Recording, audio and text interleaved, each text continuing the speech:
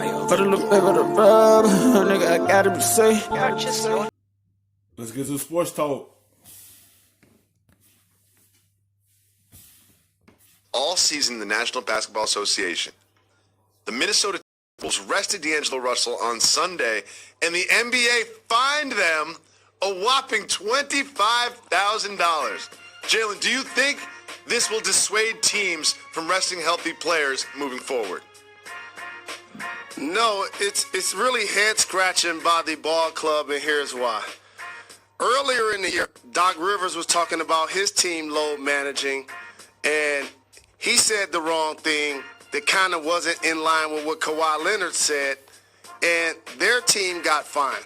So that was another situation where a team got fined basically for load managing.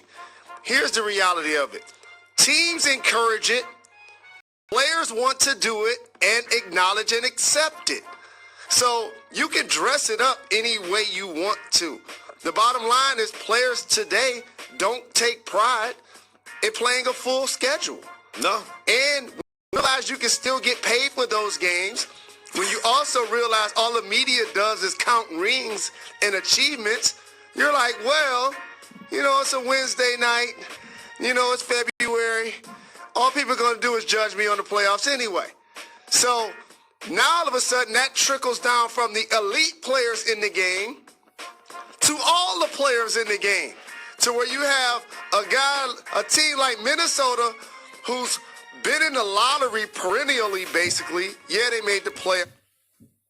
Because why is y'all resting D'Angelo Russell?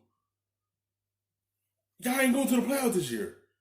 So why is y'all resting a healthy player? He should be playing, not resting. Y'all not playing for anything this season. That's why they fined him, because he's a healthy player. And why is y'all even resting him? A couple of years ago, I know that. Yep.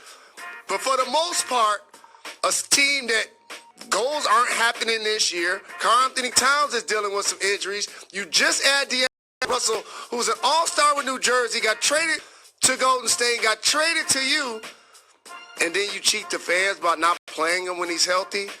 I understand the $25,000 fine, but that's really on the team for just putting themselves in that position. Well, it really begs the question this. It's like, oh, you're going to fine me? Well, guess what? We'll do what LeBron did last night.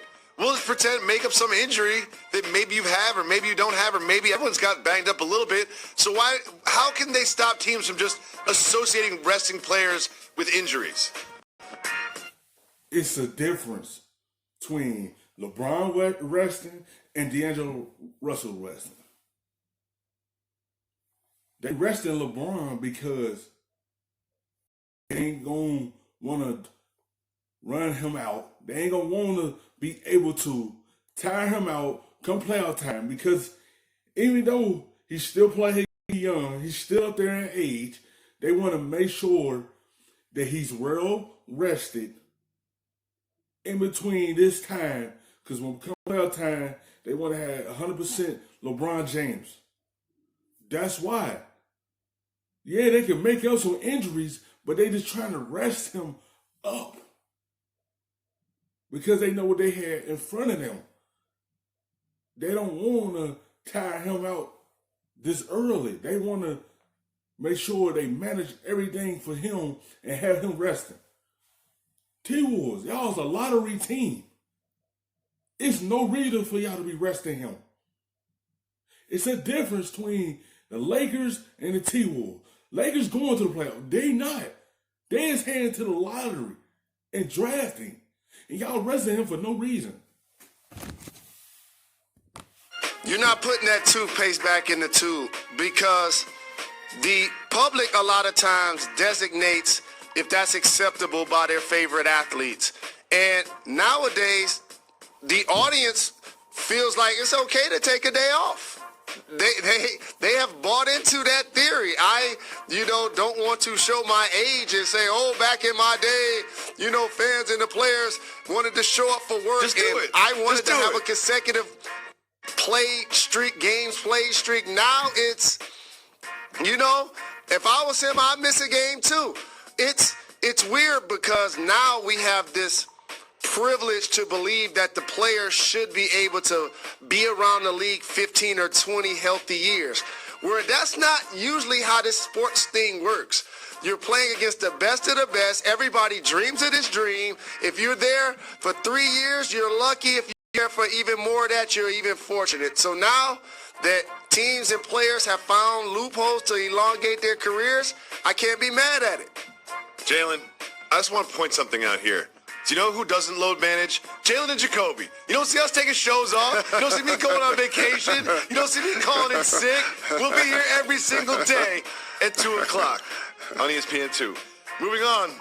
Jalen, your old stomping grounds, Indianapolis, the Blazers and the Pacers faced off. It was a close game. Miles Turner hit a big three at the end to seal it for the Pacers, but it was that guy, Victor Oladipo, who in the third quarter had 12 of his 15 points, had a little energy, a little scoring, looked a little bit like the old Victor Oladipo from before the injury. He struggled a bit coming back from this injury. Do you think that he will be up to full strength come playoff time?